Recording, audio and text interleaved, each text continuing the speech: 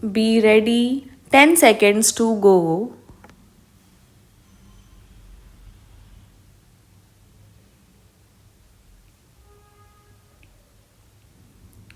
Start.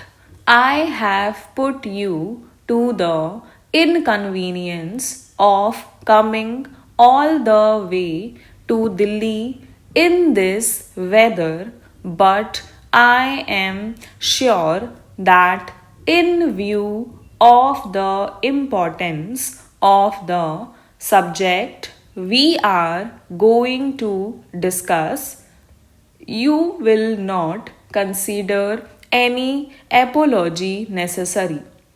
I also hope that the results which this conference may achieve will more than make up for the inconvenience caused you. As you probably know, the government of India have initiated several schemes for youth welfare. Something has already been achieved within a short period, but a great deal remains to be done. With regard to games and sports, I have been watching the scene for some time now with increasing concern, but I have so far abstained from intervening. I believe that in such matters we should rely on voluntary efforts and self help rather than on arrangements, howsoever good, imposed from above.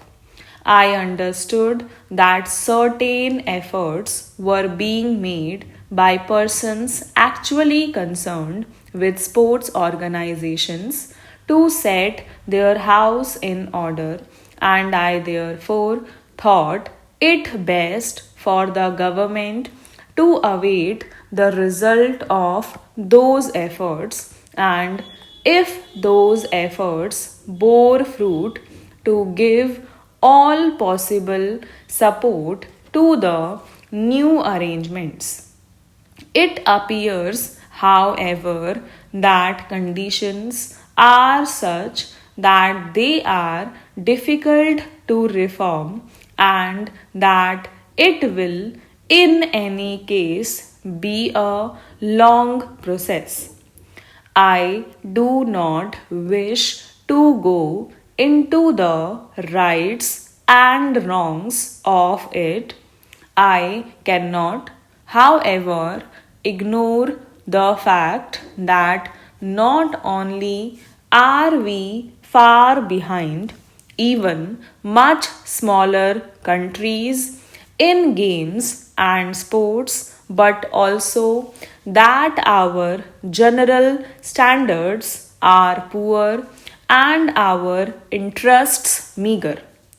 Sports and games have a very important role to play in the building up of a healthy nation, but one cannot say that they are playing that role in our country at all effectively.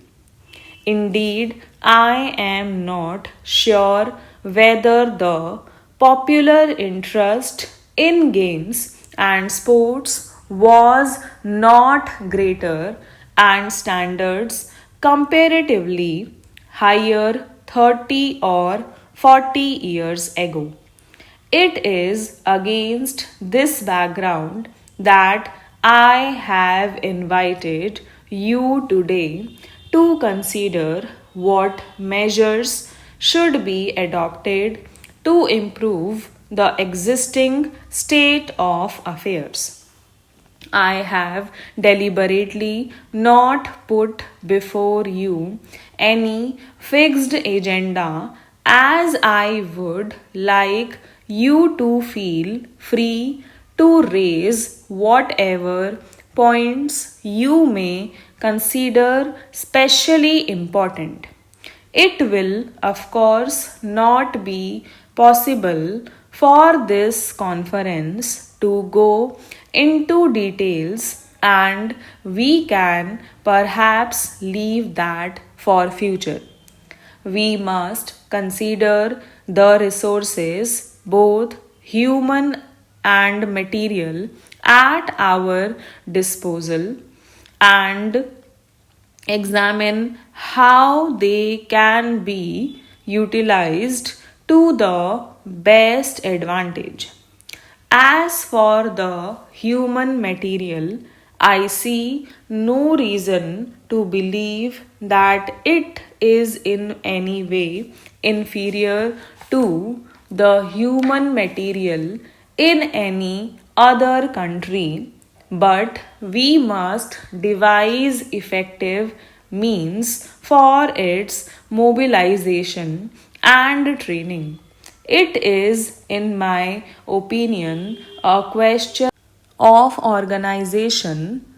You, with your rich and intimate experience of sports, can no doubt suggest the most effective concrete steps to take. It appears to me, however, that the greatest need is to have not only effective but clean organizations which will be free from defects that one hears so much about. The sports organizations must command general confidence and respect. They must therefore not merely be good but also appear to be good, so that their leadership is accepted and the largest possible numbers come into the fold of sports. We must draw into sports leaders and organizers who are genuinely devoted to sports and eliminate those who merely seek personal advantage. Another point which I would like to emphasize in this connection is that while the government should undoubtedly do all that lies in their power to encourage and support sports, the main responsibility must remain with those institutions and organizations which are actively engaged in the work, so that sports rest on voluntary, spontaneous, and popular efforts.